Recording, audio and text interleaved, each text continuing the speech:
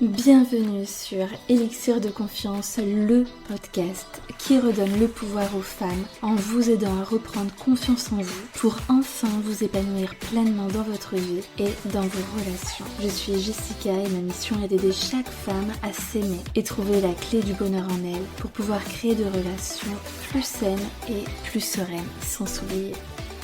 Pensez également à vous abonner et si l'épisode vous a plu, à mettre un 5 étoiles. Je vous souhaite une très belle écoute.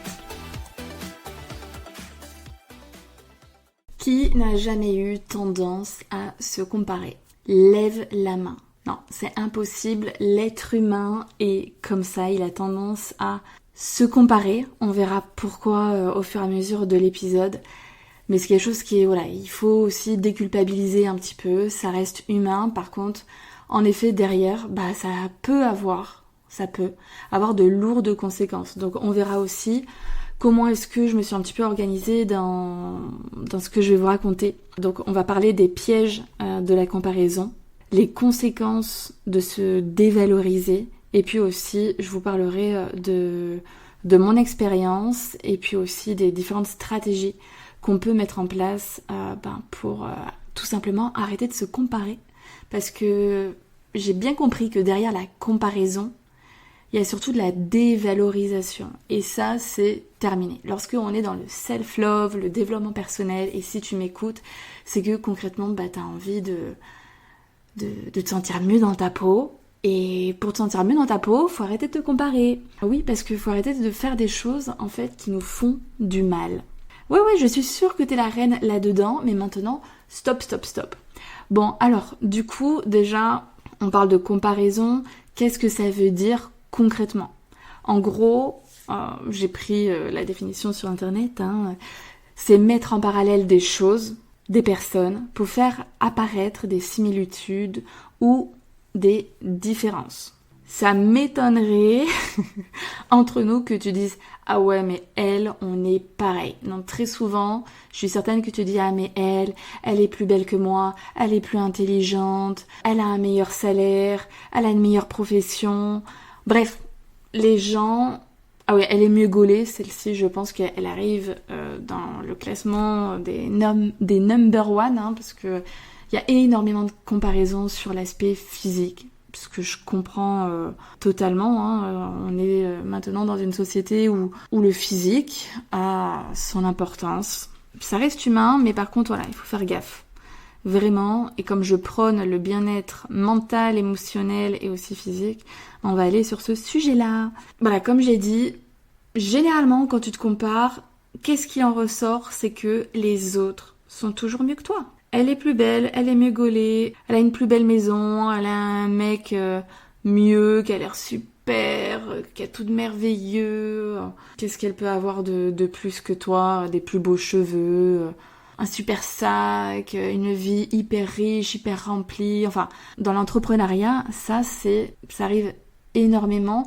Moi, j'ai vu au tout début, quand je me suis lancée en tant que coach, j'accompagnais des nanas entrepreneurs. Et il y en avait une, du coup, je sais pas si tu m'écoutes, mais donc elle était spécialisée dans tout ce qui était sur l'identité visuelle. En fait, c'est une personne qui va faire, par exemple, des logos, qui va choisir les bonnes typographies pour tes supports, les couleurs, bref, qui va créer en fait l'univers de ta marque. Et dans ce milieu créatif, elle me disait que elle se comparait énormément et que tout le monde faisait pareil. C'était qui c'est qui avait les meilleurs projets. Après, il y avait tout ce syndrome de pas se sentir légitime parce qu'elle avait pas forcément fait une école hyper prestigieuse comparée à d'autres. Enfin, il y avait une comparaison qui était énorme et en plus, c'était vraiment, du coup, comme elle utilisait les réseaux sociaux sous son nez. Elle voyait ses concurrents et puis elle, même pour essayer de trouver aussi des idées, elle pouvait aller voir sur les comptes des autres et donc voilà, c'était toujours les autres ils font mieux que moi, les autres ont plus d'idées, etc. Et sauf qu'en partant de ce principe-là, c'est quand même assez compliqué parce que du coup tu te rabaisses, parce que tu te dis du coup mon travail il est pas assez bien, du coup t'oses pas te vendre, t'oses pas te mettre en avant, ça fait ressortir vraiment beaucoup de choses. On peut se comparer, et on le verra un petit peu plus tard, mais attention à bien le faire. Ouais, pareil, après, donc on va se comparer. Est-ce que mon couple, il est mieux, il est plus solide, est-ce qu'on est plus amoureux que le couple, soit qu'on peut voir à la télé, soit nos copines. Moi, j'ai pas d'enfants, j'aimerais en avoir, j'envie les autres. Bon, ça, ce que je peux tout à fait le comprendre, hein, évidemment. Mais tout est sujet à comparaison. Ça devient assez quand même compliqué à vivre, je pense, lorsque on est là-dedans, et surtout quand on prend cette habitude, parce que c'est tout très souvent, voire toujours une question d'habitude. Comme je prends l'habitude de me comparer, je le fais tout le temps. Je vais au resto, je regarde.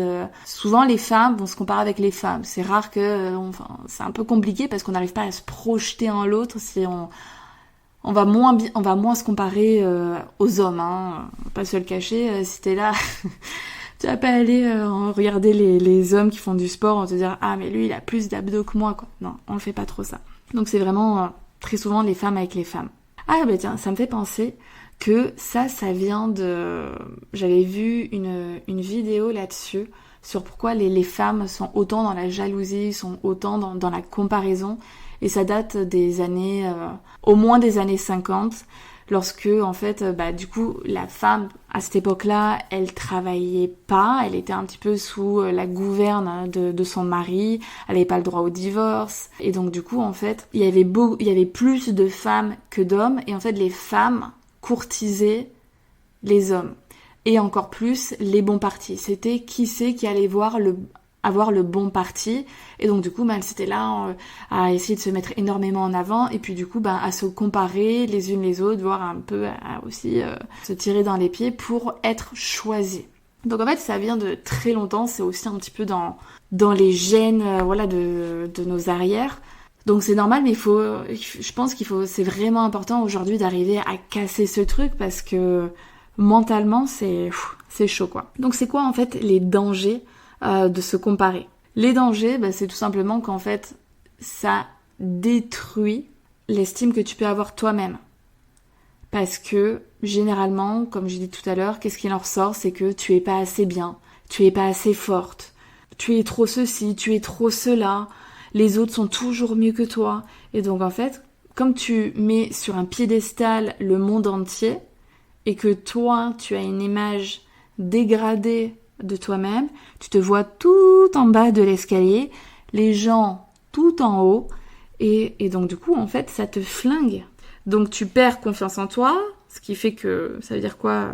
Que tu oses pas, que tu passes pas à l'action, tu restes un petit peu dans ta zone de confort. Tu vas être aussi, ça peut avoir un impact sur aussi ton comportement, être très souvent dans la plainte.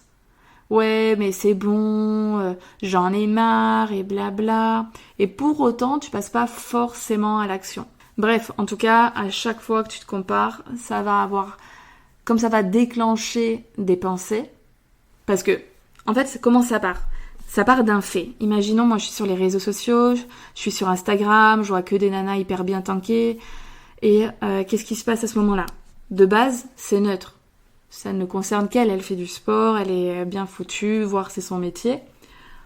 Moi, je vais me dire, oh là là, elle est trop belle, et moi du coup, j'ai eu de grossesses, mais regarde le ventre que j'ai, et mes hanches, et j'ai plus le même corps qu'avant, et je suis dégoûtée.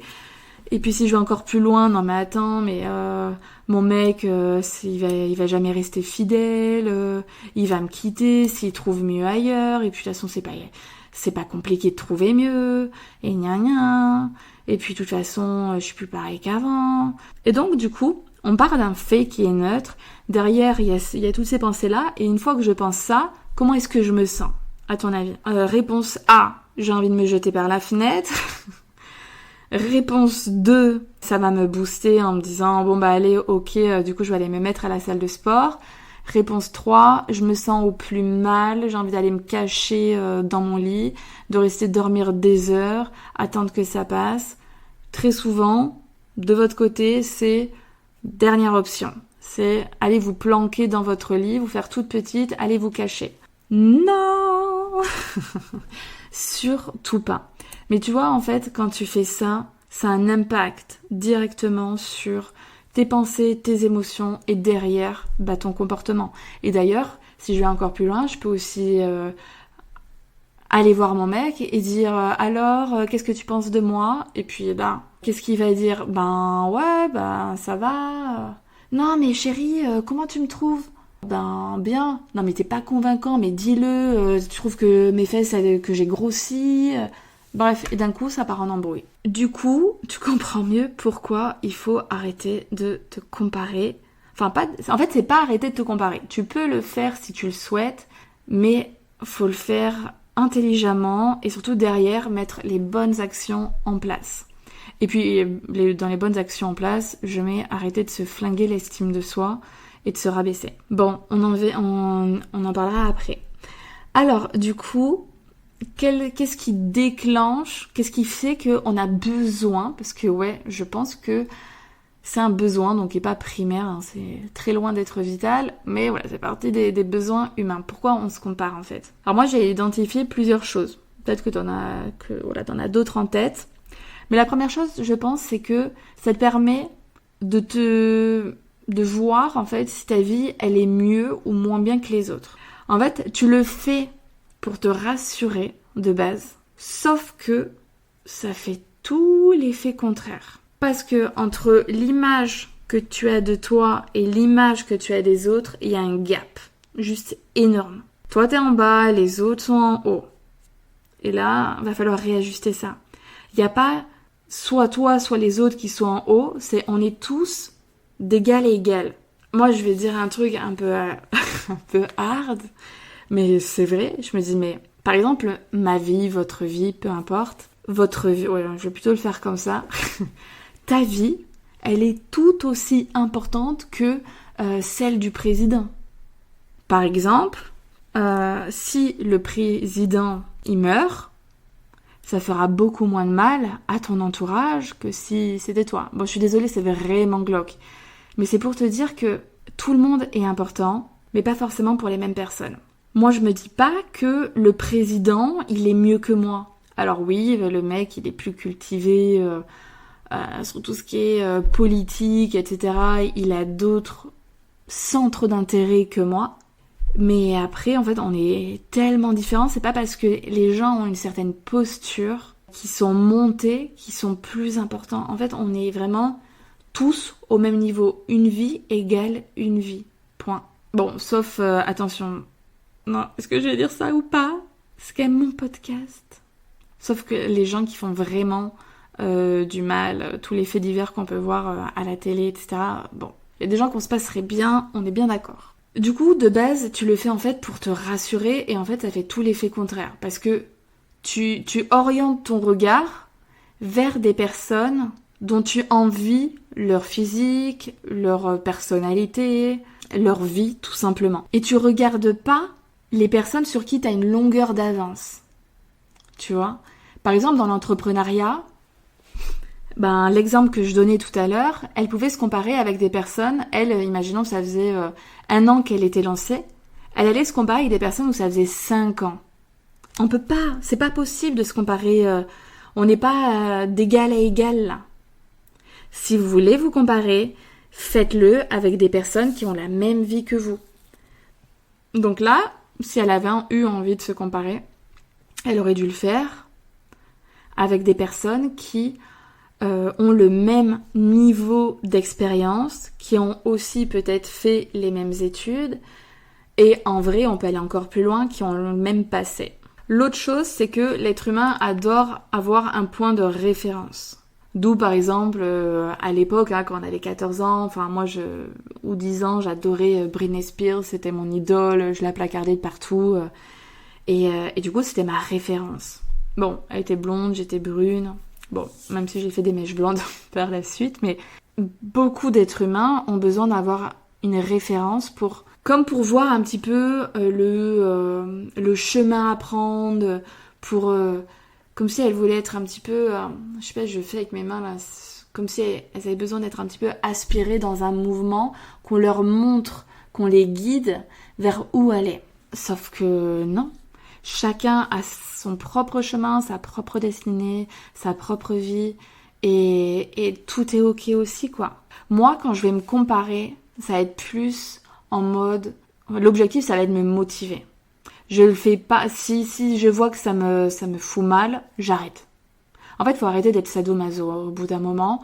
Par exemple, il y avait une époque où... Enfin, quand j'avais 18 ans, par exemple, ma mère m'avait amenée avec elle dans les soirées salsa, bachata. Et j'avais envié ces nanas qui étaient si belles, qui tournoyaient, qui étaient gracieuses, sensuelles et tout et tout. Et j'étais là, waouh, je veux être comme ça. Et là, ouais, je les avais enviées. Pour autant, est-ce que je m'étais rabaissée en mode, moi je danse comme une merde ? Non.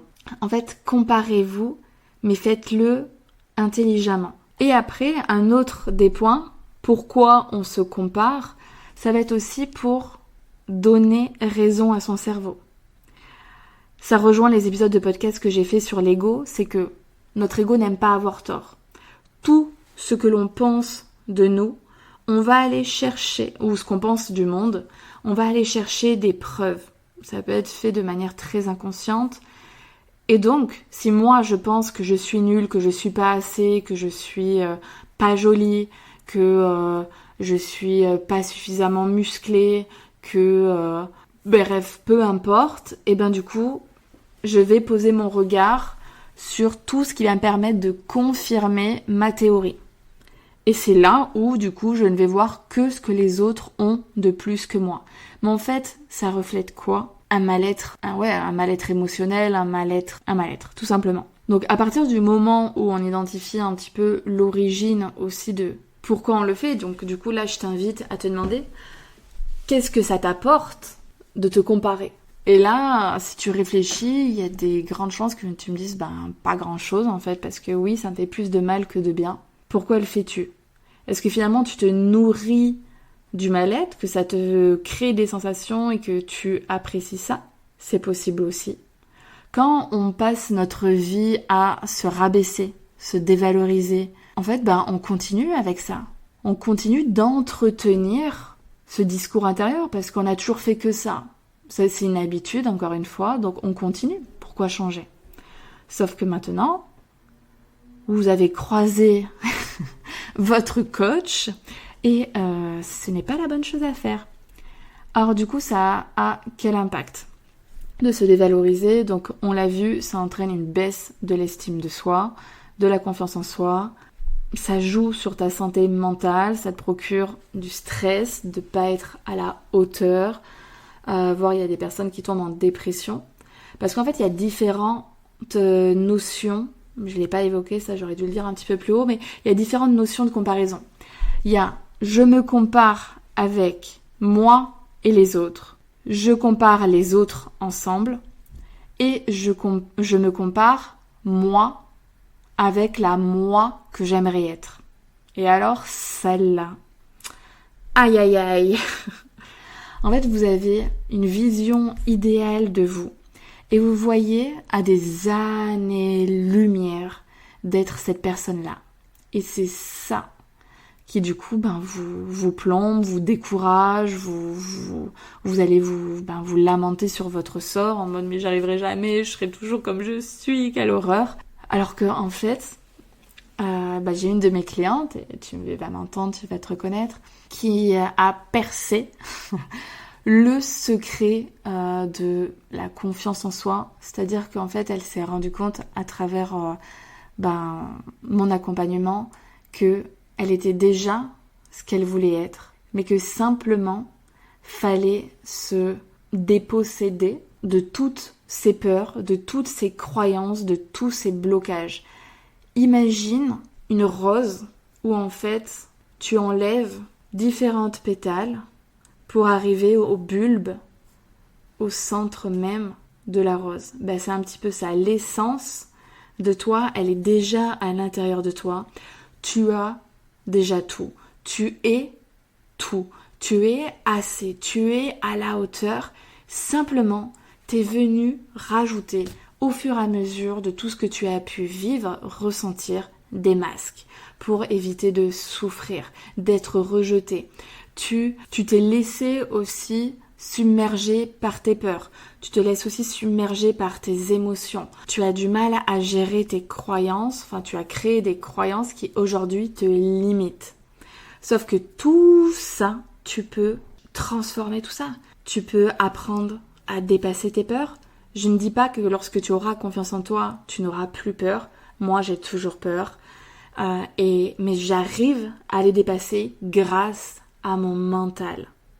Grâce aussi maintenant, parce que j'ai appris des techniques via ma formation que j'ai faite là en breathwork, donc à travailler grâce au corps, à me détendre juste simplement avec ma respiration pour me reconnecter à mon corps. Arrête de te comparer avec ton soi idéal, que en plus je pense que tu te diras que tu ne le seras jamais.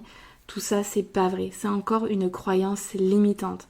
Si tu fais le travail nécessaire, en fait, on va pas venir, par exemple en séance de coaching, rajouter de nouvelles compétences ou un nouveau savoir-être ou tu vois. Bon, même si je vais t'apprendre à mieux gérer tes émotions, enfin même à les transformer et à travailler sur ton discours intérieur et mettre en place plein de nouvelles choses, mais je veux dire que de base, tu vas pas devenir quelqu'un d'autre. Tu vas juste, c'est comme si tu enlevais un petit peu des couches de vêtements sur toi qui ne te servent pas pour retrouver l'essentiel parce que tu es déjà tout à l'intérieur de toi. Tu n'as pas besoin de chercher à devenir quelqu'un, tu es cette personne. Après, parce que là il me vient, si tu me dis oui mais moi je me compare surtout d'un point de vue physique, ben voilà, j'ai pas un joli nez, j'ai pas un joli sourire, je suis pas assez grande. Il y a des choses, par exemple la taille, la seule chose à faire c'est à un moment donné de lâcher prise et d'accepter parce que tu es tel que tu es et en fait si on pourrait travailler dessus par exemple en mode, enfin là je pourrais vous auto-coacher si vous êtes là-dedans, c'est quelle est la taille idéale, pourquoi par exemple, ce que je pourrais vous poser comme question, ça pourrait être aussi qu'est-ce que ça changerait à ta vie d'être plus grande, en quoi c'est un défaut d'être petite. Je te demanderais aussi donne-moi des noms de personnes que tu connais, soit dans ton entourage, soit à la télévision, enfin voilà, sur internet, des personnes de petite taille et que qui t'inspirent, que tu trouves très belles par exemple. Enfin voilà, parce que c'est quelque chose qu'on m'a fait part il y a peu de temps. C'est vrai que voilà, quand il y a des complexes physiques et qu'on peut pas changer, moi par exemple j'avais un énorme complexe au niveau de mon sourire. Premièrement, j'ai eu les dents du bonheur, j'ai passé une paille quand j'étais petite, on s'est bien moqué de moi. Ensuite, je m'étais fait mettre un appareil, mais ça les a rapprochés tellement vite qu'il y avait une dent qui montait un peu sur l'autre devant. Ça me gênait parce que c'était pas parfait. Et du coup, soit tu continues de complexer toute ta vie, soit il existe des manières de transformer ça. Je me suis fait poser des gouttières à j'ai quel âge, 24 ans, un truc comme ça, et puis voilà, basta. Après par exemple les seins, moi j'ai pas beaucoup de poitrine et j'avoue que quand je vois une nana avec un super beau décolleté, je me fais waouh, j'aimerais bien. Ok, j'ai la possibilité de passer sur le billard, non je veux pas. Enfin voilà, il y a des choses que on peut éventuellement changer. Par contre, voilà, un corps hyper musclé, ça vous fait kiffer. Bon, à un moment donné, on n'a rien sans rien, quoi. Si vraiment ça te fait kiffer et que ça te met mal, on entame un changement, on adopte une meilleure alimentation, on travaille sur ses émotions, parce que les émotions impactent directement la prise de poids, hein. Et puis, on se met au sport, quoi. Des fois, il y a pas de magie. Moi, je pars du principe que faut arrêter de se plaindre. Moi, clairement, par exemple, après mes 2 grossesses, je m'étais dit...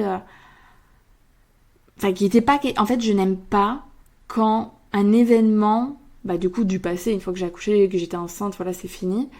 Un événement du passé, même si ça fait partie de moi maintenant que je suis maman, a un impact sur mon corps. Je ne laisse pas les événements avoir des impacts. Du coup, plutôt négatifs, parce que j'avais pas envie de prendre du poids par rapport à ça. Parce que ça s'engraine très vite. Au début, on s'habitue avec 2 kilos de plus, et puis finalement, ça va, c'est que 2 kilos, et puis 2 kilos, et puis finalement, d'un coup, on se réveille un matin, on en a pris 10. Moi, c'était pas mon truc. Bah du coup, une fois que j'ai fait ma... Comment on dit, truc là pour pas faire pipi, pour pas se pisser dessus quand on rigole là. Ah bon bref, bon, vous m'avez compris. Et donc du coup je me suis mis direct à faire du sport quoi. Et franchement ça faisait 9 mois derrière que j'en avais pas fait. Et j'avais la flemme, mais non quoi. Objectif. Du coup passons. Alors moi je vais vous parler de mon expérience et ensuite je vous donnerai des stratégies. Moi je vais pas dire que je me compare jamais parce que j'y fais même pas attention parce qu'en fait ça m'atteint pas. Je sais que j'aimerais être plus fit, mais en vrai je fais pas grand chose pour l'être, donc ça doit pas faire partie de mes priorités. Je cherche pas en fait le bâton pour me faire battre. Si t'es là, tu sais que ça t'atteint, ne va pas regarder Instagram tous les jours, matin, midi et soir, et que dans ton feed, il y a que des nanas hyper tankées ou qui ont la vie dont tu rêves, tout ça. En fait, à un moment donné, il faut être un peu rationnel. Moi, je suis pour que tout ce qui te fait du mal, t'en éloigner. Et l'autre, c'est encore mieux, c'est que moi, quand j'envie quelqu'un, je me dis, ok, qu'est-ce que je lui envie précisément et qu'est-ce qui est de ma responsabilité pour que du coup je tende vers ça si c'est ce dont j'ai envie. Ça sert à quoi de se lamenter? En fait, toujours transformer ses plaintes en objectifs. Moi je suis pas pour les victimes, je pleure sur mon sort et puis je fais rien pour arranger les choses. Non, je pleure et j'arrange les choses. Donc toujours essayer d'être hyper bienveillante, compatissante envers soi-même, arrêter. En fait, les autres, pour moi, n'ont pas autant d'importance que moi, entre guillemets. C'est-à-dire, et ça doit être le cas pour tout le monde. Alors évidemment que les autres sont importants, mais bon, bref, je vais pas aller m'étendre et argumenter derrière ce qu'il y a derrière ça. Mais ce qui m'importe, c'est pas de me comparer avec les autres, parce que c'est leur vie et j'ai ma vie. Ce qui est important pour moi, c'est d'être fière de moi et donc du coup de toujours tendre vers ça. C'est-à-dire que je vais me comparer. Si je me compare, déjà, par exemple, une des astuces, ça va être se comparer avec la soi de il y a 3 ans, il y a 5 ans, il y a 10 ans. Et parce qu'en fait, on peut se comparer que avec ce que l'on connaît en fait. C'est quand même un peu chelou, un peu compliqué de se comparer avec une version que l'on n'est pas, un petit peu fantôme. Je comprends qu'on ait envie de tendre vers moi j'aimerais avoir plus confiance en moi, avoir plus ci, avoir plus là, être cette femme hyper assurée qui a tous les hommes à ses pieds, qui ne se fait pas avoir, qui est toujours hyper indépendante. Ouais, carrément. Mais en fait, si toi, tu enlèves tes peurs, comme je l'ai dit là, en mode j'enlève les vêtements, tu l'es aussi. C'est juste qu'il faut y travailler là-dessus, quoi. Il n'y a pas besoin d'apprendre à être indépendante. On enlève tes foutues croyances que, par exemple, sans un mec, tu n'es rien. On change le regard que tu poses sur toi. Enfin, ouais, je sais pas si vous comprenez un petit peu la nuance. Par exemple, moi, j'enviais les nanas, même les hommes aussi, toutes les personnes, en fait, qui osaient se mettre à leur compte. Parce que moi, j'avais pas osé à l'époque. Et ben finalement, je l'ai fait. Bon, mieux vaut tard que jamais. J'enviais aussi les nanas, comme j'ai dit tout à l'heure, qui savaient danser. Je l'ai fait. Une fois que j'ai eu ma rupture, c'est bon, je fais ce que je veux, encore plus, parce que lui, il voulait pas. Il avait une jalousie. Bon, à l'époque, je me suis laissée berner. Aujourd'hui, mon chéri me laisse faire, donc... Et puis, il a pas le choix, en fait, je vais pas demander son avis. J'envie aussi, j'envie, en fait, les nanas qui ont des talents. Donc par exemple qui dansent super bien, qui chantent hyper bien. Et par exemple pour la chanson, je suis en admiration. Par exemple j'ai ma meilleure amie qui chante ultra bien et moi je suis là toute gaga devant elle, je suis sa première fan. Et je sais que je chante comme une casserole. Est-ce que pour autant je suis en train de me balafrer en mode mais t'as une voix de merde, oh là là, mais t'es nulle, mais elle est mieux que toi. Mais pas du tout. Moi, je suis là, dans la voiture avec elle chante à tue-tête, moi aussi, je défonce toutes les musiques tellement que je chante mal, et on rigole, en fait. En fait, la clé aussi, c'est de faire preuve d'autodérision. Quand tu apprends à rire de toi, à rire de tes imperfections, de tout, mais de tout, de tes blessures, de tout ce qui t'est arrivé, de tout ce que tu fais aujourd'hui, mais en fait, tu te rends compte que tu as un pouvoir intérieur qui est juste énorme. Énorme, énorme, énorme. Et en fait, moi, je suis exactement comme ça. Je me tacle, mais je m'en fous. Mais ça, tu peux le faire que lorsque tu t'es accepté tel que tu es. À partir du moment où tu identifies un fait et que tu en fais un complexe, une honte, c'est très compliqué de le changer. Donc là, il faut changer encore une fois le regard que tu poses dessus. Du coup, si je vous donnais un petit peu quelques astuces pour arrêter de vous comparer. Bon, première chose, on arrête d'aller tendre le bâton et d'aller regarder sur Instagram pour se rabaisser. Ensuite, ça va être de pratiquer la gratitude. Parce que très souvent, on se compare avec des gens et notamment ce qu'on n'a pas. Sauf que regarde déjà tout ce que tu as. Ce pourquoi tu peux déjà avoir de la gratitude. Voilà, t'as osé te mettre à ton compte, t'as vécu plein de choses, t'es déjà tombée amoureuse. Il y en a qui l'ont jamais été, hein. Je sais pas, tu vis dans une super maison, t'as osé te lancer, non je crois que je l'ai déjà dit, dans l'entrepreneuriat. Bref, tu commences à te créer une vie riche, tu fais plein de choses, t'as des super amis sur qui compter. Enfin voilà, il y a plein de choses pourquoi tu peux avoir de la gratitude. Et tu peux même avoir de la gratitude pour ce qui t'est arrivé.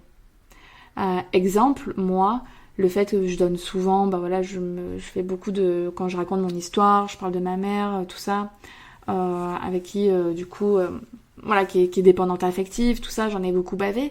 Mais pour autant, j'en suis très contente parce qu'aujourd'hui, ça me permet de coacher des femmes qui sont dépendantes affectives, de pouvoir mieux les comprendre, de comprendre exactement ce qui se trame dans leur tête, parce que du coup, je l'ai vécu par rapport à ma mère, que si j'avais pas vécu ça, peut-être que je serais tombée dedans. Sauf que là, j'ai vu l'exemple à ne pas suivre. Donc c'est toujours, en fait, dans la vie, de quoi tu fais une force. Et je pense qu'il faut faire d'une force tout. Toujours. Moi, ce que j'ai intégré très tôt, c'est que nous sommes notre propre limite. À partir de ce moment-là, tout faire pour dépasser nos limites. C'est toi qui dirige, c'est toi qui es la capitaine de ton navire, c'est toi qui es maître de ton destin. C'est tout. Ensuite, ça va être de se concentrer sur son propre chemin. Arrête de placer les autres au centre de ta vie. C'est toi le centre de ta vie. C'est d'abord, je pense à moi, comme chaque être humain sur Terre doit penser d'abord à lui. Ça ne fait pas de vous quelqu'un d'égoïste. Si tu penses qu'à ta gueule, oui, tu es égoïste. Si tu penses à toi, tu es juste humaine, normale, et c'est vital en fait. Non, moi surtout, je bois pas d'eau, je réserve l'eau à tous les autres. En fait, si tu fais ça, du coup, tu meurs. Donc, t'es obligé de te nourrir, de prendre soin de toi. Donc, c'est normal, en fait. Ça, c'est vraiment, j'essaie de vous le faire intégrer parce que il y a trop de croyances négatives derrière. Oh là là, si je pense à moi, c'est que tout le monde va dire que je suis égoïste. Non, pas du tout. Et si tu penses à toi, peut-être que du coup, quand moi je vais me sentir mal, tu pourras peut-être plus prendre soin de moi. Voilà. Donc en fait, ce que tu fais pour toi, ça sert les autres. Ensuite, ça va être de transformer son discours intérieur. Toujours analyser ses pensées, de se dire, ok, là je suis en train de faire quoi?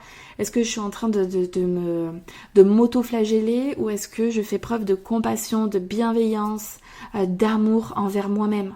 Il faut tendre vers ça, vers l'amour de soi. On est gentil envers soi-même, on est bienveillante, on se soutient dans la difficulté, on arrête de se creuser une tombe.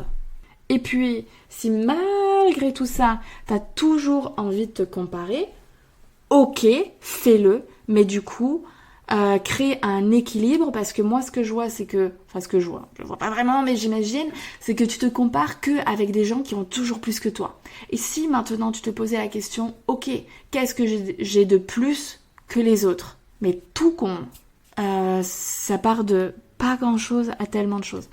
Déjà, il y a des personnes qui n'ont pas un toit sous la tête. Il y a des personnes qui sont à découvert, qui n'ont pas un sou dans leur porte-monnaie, qui peuvent jamais se faire plaisir. Peut-être que toi, au jour, tu t'autorises certaines activités passion, etc. Donc c'est déjà une chance. Je sais pas, peut-être que tu lis énormément, que tu es hyper forte. Ouais, t'as un domaine de prédilection que t'adores, et donc du coup, tu t'y connais mieux que quelqu'un d'autre qui a jamais mis son nez dedans.